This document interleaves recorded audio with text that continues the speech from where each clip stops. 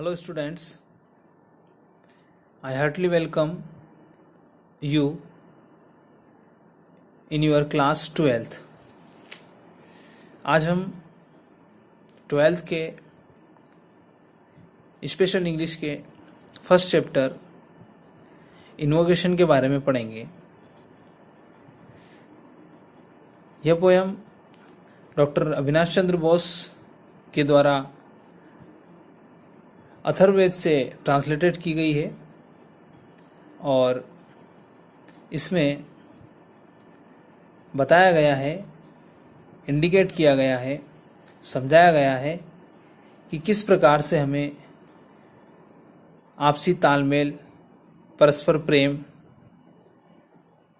Understanding, brotherhood, इनके सहारे सबके साथ रहना चाहिए। इसको इस प्रकार से भी अनुवाद किया गया है कि इसके द्वारा उद्देश्य बताया गया है, संदर्भित किया गया है,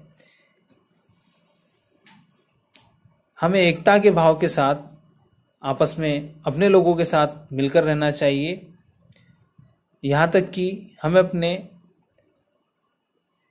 से अनजान लोगों के साथ भी परस्पर प्रेम के साथ रहना चाहिए। तो अविनाश चंद्र बोस ने इसमें सभी लोगों से इन्वोकेशन किया है, आह्वान किया है, अथर्ववेद के माध्यम से आह्वान किया है कि जैसा कि अथर्ववेद में बताया गया है कि सभी लोगों को आपस में भाईचारा के साथ, म्यूचुअल अंडरस्टैंडिंग और यूनिटी के साथ, सेंस ऑफ यूनिटी के साथ रहना चाहिए। Let we will start the poem. The first stanza of the poem. Let us have conquered with our own people and conquered with people who are strangers to us। Stanza की पहली line में बताया गया है हमें सर्वप्रथम अपने लोगों के साथ मिलकर रहना है, सामंजस्य बनाकर रहना है, परस्पर प्रेम बनाकर रहना है, मित्रवत व्यवहार करके रहना है और उसके बाद and conquered with people who are strangers to us. ऐसे ही भाव, ऐसे ही विचार, ऐसे ही मन की भावना हमें उन लोगों के साथ भी प्रतीत करना है जिनसे हम अनजान हैं या जो हमसे अनजान है। यहाँ पर कहा गया है, पोएम में बताया गया है कि हमें सर्वप्रथम तो अपने लोगों के साथ प्रेम भाव, मित्रवत व्यवहार से रहना है और साथ ही साथ हमें उन लोगों के साथ भी मित्रवत व्यवहार करना है या अच्छा व्यवहार करना है जिनसे हम अनजान हैं या जो हमसे अनजान हैं। अब इन अनजान लोगों में वे सभी अनजान लोग हो सकते हैं जो आपके देश के भी हो सकते हैं और दूसरे देशों के भी हो सकते हैं। उसके बाद कहा गया है Ashwin's create between us and the strangers A unity of hearts. Ashwin's मतलब देवता, मतलब देवताओं के भी देवता। अश्विन्स जो है उन्होंने उन स्ट्रेंजर्स के बीच में और हमारे बीच में एक हृदय से संबंध स्थापित किया है, हृदय से तालमेल स्थापित किया है जिससे कि हम आपस में सामंजस्य स्थापित कर सके, प्रेम स्थापित कर सके, मित्रवत व्यवहार स्थापित कर सके।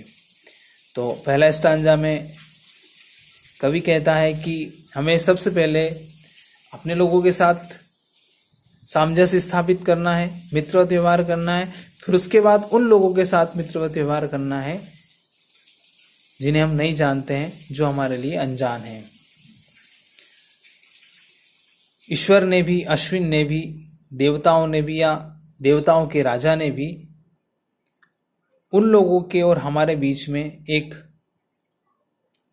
प्यार की एकता, स्नेह की एकता स्थापित की है, वो भाव हमारे हृदयों में स्थापित किया है। इसलिए हमें उसके माध्यम से आपसी सामंजस्य बनाकर रहना चाहिए। पोएम का second stanza, may we unite in our minds, unite in our purpose, and not fight against the divine spirit within us। अगले स्टांजा में कवि चाहता है, अथर्ववेद के माध्यम से कवि आह्वान करना चाहता है, हमें अपने विचारों में भी एकता स्थापित करना है।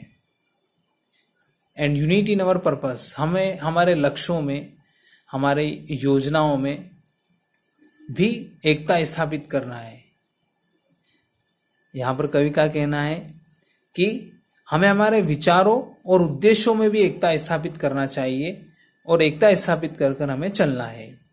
And not fight against the divine spirit within us, हमारे जो विचार है उन विचारों के साथ इस प्रकार से तालमेल बैठाना है, इस प्रकार से कोऑर्डिनेशन करना है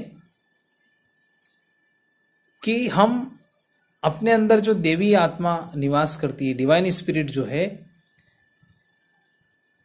उससे हम नहीं लड़े, मतलब उसके अगेंस्ट नहीं जाए, उसके विपरीत विचार हमारे दिमाग में नहीं आए। हमारी आत्मा जो कहती है, हमारी आत्मा जो सोचती है सही रास्ते के लिए, उस सही रास्ते पर हम चले और विचारों के साथ, हमारी देवी आत्मा जो है उसके विचारों के साथ हम द्वंद्व नहीं करें, लड़ाई नहीं करें, उसके अगेंस्ट नहीं जाए। और यही देवी आत्मा हम सभी के अंदर बसती है, तो उसके अनुसार हम अपने जीवन यापन करें या हम अपने विचारों को रखें।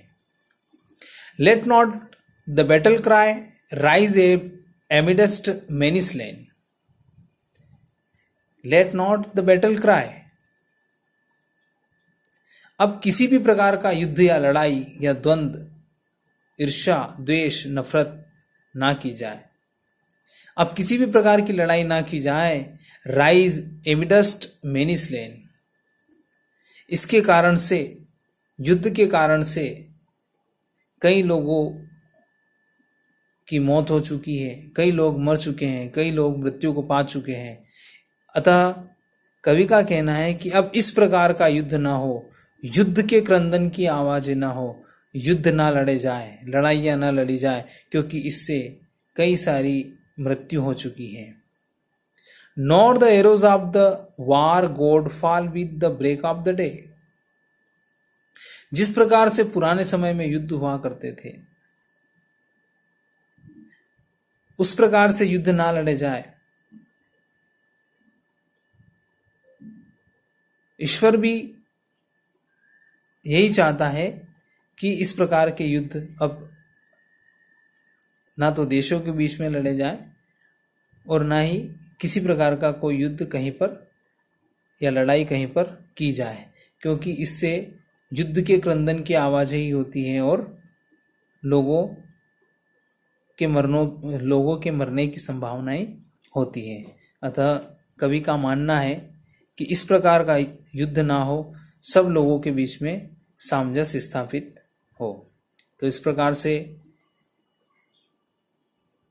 आपकी पहली पोएम इन्वोकेशन आपको समझ में आ गई होगी। मैं आशा करता हूँ आप लोग इस पोएम को वापस एक बार रिवाइज करें, वापस पढ़ें और इसके जो मेन शब्द वर्ड हैं, मेन जो मीनिंग है बीच बीच में, उनको आप देखते रहें, लाइन का हिंदी अर्थ वापस करें, ताकि इससे आप क्वेश्चन आंसर जो लर्न करेंगे उनको समझने में आपको आसानी होगी।